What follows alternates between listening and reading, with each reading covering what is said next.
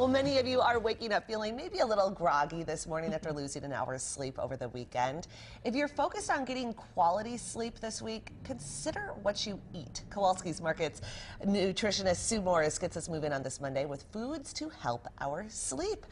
Sue, thanks so much for coming in. You bet. It seems like the right day to be doing this. Right? I mean, this is the morning. We're all feeling it. Yes. And sleep, you talk so much about what we could eat to improve our health, but sleep is really important when it comes to having good health. You know, it is coming on board as probably one of the biggest key indicators of overall health because we're finding out so much more about how sleep affects our risk for heart disease, cancer, Alzheimer's, diabetes. There's intersections all along the way, inflammation. So I think going forward, doctors would really be smart to dive into how well are you sleeping, because it really does make an impact on overall health. Wonderful. So you brought in things that we should be doing and things we shouldn't. Let's start in that category. I see a lot of caffeine over here. Just the two don'ts right here. So caffeine is great for getting going and all of that, but the key piece is that it stays in your body for 8 to 10 hours after you drink it.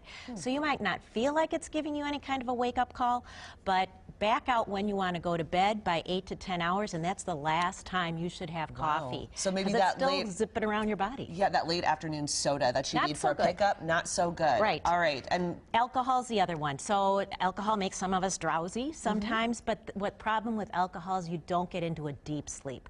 And so it might help you get to sleep, but then you don't hit that full deep sleep, so it's not as restful as a sleep. So those are your two don'ts. Okay.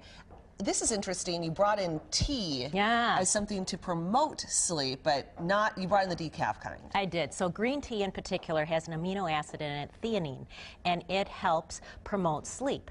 Ginseng tea is more of a stimulant. So green tea decaf is a good call for helping you sleep. All right, and over here I see a lot of protein. You do, and that's because it has tryptophan. And we talked just a second ago and you said, oh, in turkey. Turkey, right, that's what, we all talk about that during Thanksgiving. You get a good nap in. Right, so tryptophan is in all protein foods, not just turkey. And so we think of turkey and tryptophan, but it's in all protein foods. And tryptophan helps produce serotonin, which is a hormone that helps with relaxation.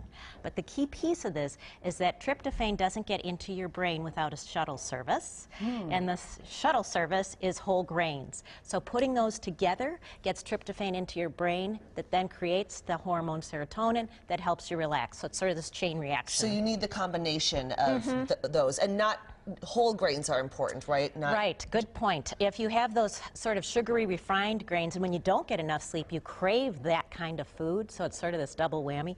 But if you have those refined grains, it actually diminishes serotonin. So whole grains, really smart. Okay, and next, you brought in some calcium, which is interesting because my mom always told me the old wives' tale. If you can't sleep, drink a warm cup of milk. And there's actually something to that. There is something to it. So dairy foods have calcium in them, and calcium helps in the sort of regulation of melatonin. And so that's a good thing because melatonin is sort of a sleep enhancer. Plus it has potassium and magnesium, which are both relaxants. And then these foods here naturally have some melatonin in it. So right over here is sort of your melatonin camp. And there's sort of controversy on how much it might help in foods naturally, but it's worth a try. So tart cherries, tomatoes, corn, pineapple, bananas all have natural melatonin, and then the calcium helps regulate it. Wonderful. Well, all good things to know, especially on a day and week like what we have right now with 1 less hour of sleep this week. Pleasant dreams. Absolutely. Sue, thanks so much for coming in.